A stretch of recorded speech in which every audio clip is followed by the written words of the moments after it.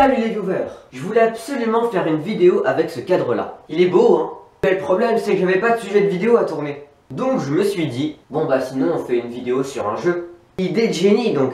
Donc c'est parti sur une vidéo sur Super Bros. Sur Super Smash Bros. Oh fais chier. SSBB, c'est plus simple.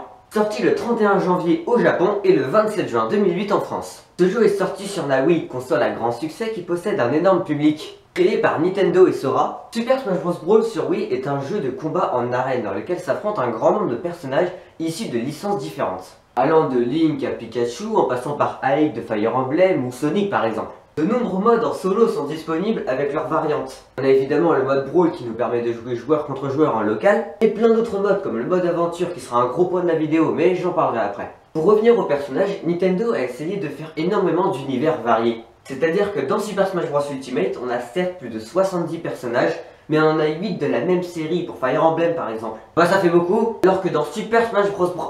Tu sais quoi, je vais te dire Brawl, ça sera plus simple. Alors que dans Brawl, on a certes pas beaucoup de personnages, mais au moins c'est varié. On a que 2 personnages de la série Fire Emblem, ou 3 personnages pour la série Pokémon par exemple. En parlant de personnages, Nintendo se sont fait aussi un petit kiff. Comme par exemple, Monsieur joue et regarde. Non, ça le fait pas en fait. Mister Game & Watch.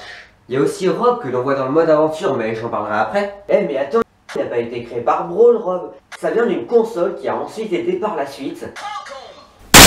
Et aussi particulièrement Captain Falcon. Car il faut savoir que ce personnage n'existait pas en fait. Enfin, si, mais non. Mais si. En fait, Captain Falcon, on le voit dans le jeu F-Zero, mais ce jeu est un jeu de course, donc on ne voit pas le personnage. Donc Nintendo, ils se sont dit... Comment elle est bonne celle-là. Bon les gars, on a un problème.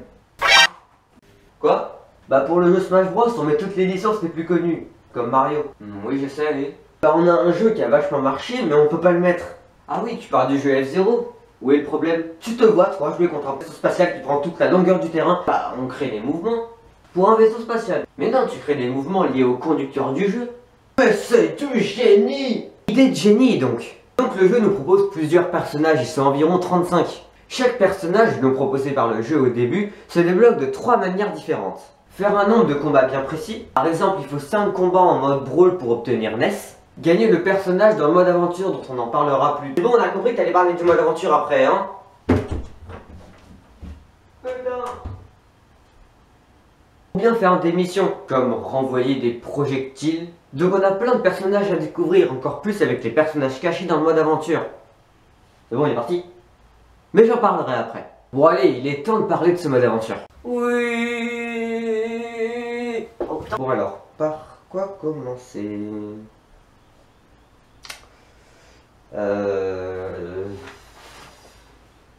Commence par le début. Ouais, pas faux. Donc le mode aventure porte le doux nom de l'hémisphère subspatial. Et il est là le gros point fort du jeu. C'est ce qui a permis à ce jeu, que dis-je, cette licence de devenir si célèbre. Enfin je veux dire, qui ne connaît pas la licence des Smash Bros.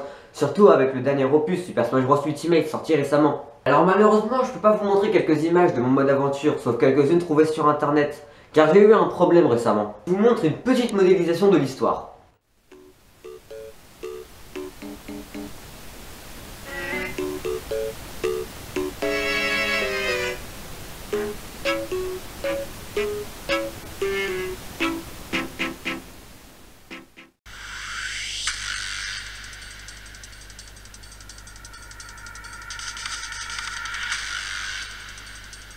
Bon, rassurez-vous, ce code lapin n'a rien, mais bah oui, elle est. Oh. Bon, le mode aventure est un mode qui présente plusieurs... Attends, qu'est-ce que tu as, Kaki? Mais c'est bah oui, elle est morte à cause de lui. Il est où là, hein? Que je lui montre de quoi je suis capable quand on touche à... Ah non, non, tu ne tueras personne, repose-toi un peu. Et ma vidéo? T'inquiète pas, je peux m'en occuper. Bon, d'accord. Le mode aventure de Super Smash Bros. Brawl est un... Le mode aventure de Super Smash Bros. Brawl est un mode... Mais putain... Aïe. Le mode aventure de Super Smash Bros. Brawl est le meilleur de toute la licence. Nintendo ayant pris un gros risque, car étant donné que la Wii avait un plus grand public que Super Smash Bros. Melee par exemple, ils ne devaient pas le rater ce mode aventure. Et ils ont réussi, ils ne l'ont pas raté du tout, c'est même très bien fait. Le mode aventure nous raconte donc l'histoire de... Mais en fait, je vais vous le conter, ça sera mieux. Le jeu nous propose donc un combat, une sorte de tournoi légal entre Kirby et Mario Mario, Mario étant donc assisté par Zelda, et Kirby pour Peach. Ne me demandez pas pourquoi, je n'en sais rien. Bref, on découvre donc que Ganondorf, le deuxième antagoniste de l'histoire, rencontre Créamin, celui qui est à l'origine de tout cela. Créamin qui est en fait une marionnette de Tabou, le vrai antagoniste de l'histoire. Nos amis arrivent donc vers Tabou après un regard noir de Mario. Tu crois enfin que c'en est fini avec cet homme à poil? Eh bah non, parce que Tabou tue tous nos amis. Mais Kirby arrive à se réveiller car en fait il avalé un petit badge qui l'a fait se ressusciter. Donc on tue Tabou, le monde retrouve son calme, personne n'est mort, tout le monde est content, sauf moi qui a perdu ma Wii.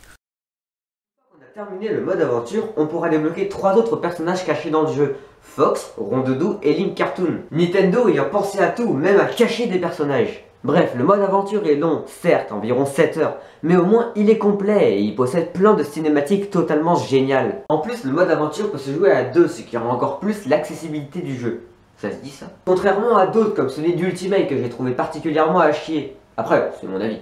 Le jeu comporte bien d'autres modes qu'on devrait parler, mais malheureusement je ne peux pas car la vidéo serait beaucoup trop longue. Mais je pense en faire un épisode 2 sur Ultimate par exemple. Mais le jeu a eu quelques petits soucis comme le bien connu problème de disque. En fait, pour ceux qui ne savent pas, en raison de la taille importante des données du jeu, dont une réservée entièrement aux cinématiques du mode aventure, Super Smash Bros. Brawl est vendu avec un disque double couche. Nintendo a donc déclaré que pour certaines consoles Wii, celles dont la lentille était contaminée, c'est qu'à de le dire, pouvaient avoir des difficultés à lire ce type de disque. Nintendo offre donc des réparations gratuites pour réparer les Wii endommagés par ce jeu. Et bien voilà les gens, c'est déjà la fin de cette vidéo. Si elle t'a plu, n'hésite pas le petit truc qui est en dessous de cette vidéo et de t'abonner à la chaîne si ce n'est pas déjà fait, ça fait super plaisir. Et sur ce les amis, je vous dis à plus.